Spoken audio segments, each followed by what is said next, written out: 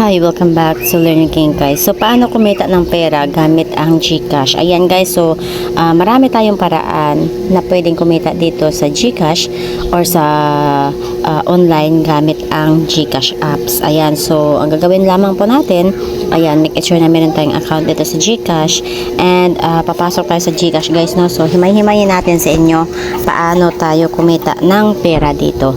Ayan. So habang nag-aantay tayo guys, ayan dito sa GCash guys ay make sure lang na meron tayong available balance na pwede nating pag-uumpisahan dito sa GCash. So first, dito sa my send guys or tinatawag na cash in, ayan pwede po tayo dito kumita naaayon or depende dun sa ipapadala ng customer. So ang tawag po dito ay cash in.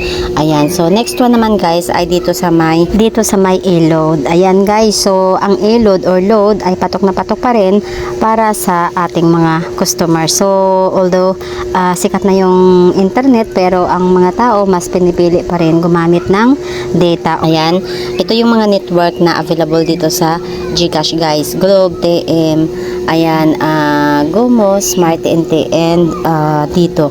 Ayan, so ito yung mga available guys na network na pwede natin gamitin dito or pwedeng magpa-load yung ating customer dito sa GCash guys. So depende din dun sa halaga na kinakailangan nila at magkaroon din po tayo ng kita dun sa kanilang pagpapaload sa atin. So next one guys ay dito po sa may transportation, subscription, eSIM, utilities, and broadband. And sa lahat ng ito guys na categories pwede tayo kumita ng pera dito.